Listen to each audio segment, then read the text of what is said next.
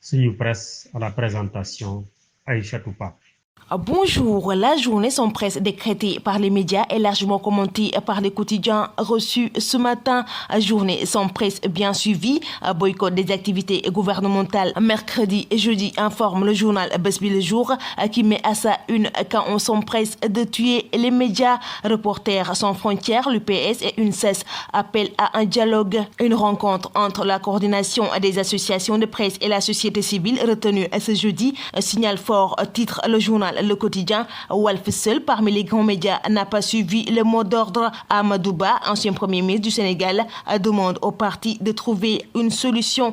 Selon Abdou Mbow, nous avons un pouvoir qui ne connaît pas les priorités. Le journal Vox Pop abonde dans ce même siège avec l'alerte relayée jusqu'à l'international. Reporters sans frontières, UPF et Amnesty International appellent à un dialogue entre le gouvernement et les acteurs des médias. Un signal fort selon le journal Enquête qui revient sur le traitement de la question par la presse internationale. Le quotidien L'Observateur traite également dans ses colonnes cette même question. Journée sans presse, démocratie sans voix.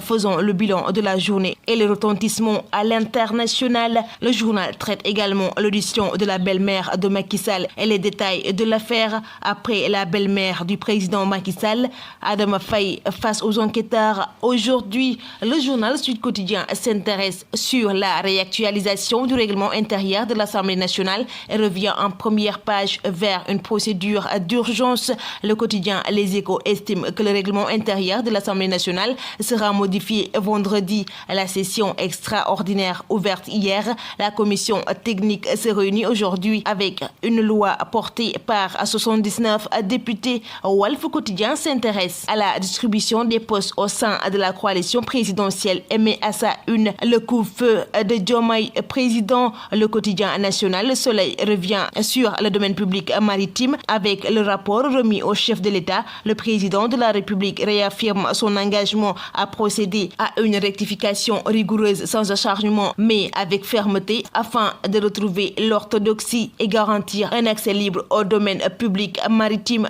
pour tous. Révélation sur le marché pour les travaux de construction du stade à Sédhiou, du banditisme financier pur et dur, renseigne le journal Libération. L'un des soumissionnaires, le groupement CGMI Composant Industriel e-Technologica, avait écarté une procédure frappée d'opacité. Le marché avait été octroyé par CSTP alors qu'elle avait fourni un quitus fiscal expiré. La société n'avait pas aussi versé l'attestation justifiant le paiement des redevances de régulation. 2,3 milliards ont été décaissés en violation totale du contrat pour un taux d'exécution quasi nul. Le journal Record revient sur les Sénégalais à la Liga espagnole pour la saison 2024-2025. Retour pour Pape Gueye et Mikayil Faye.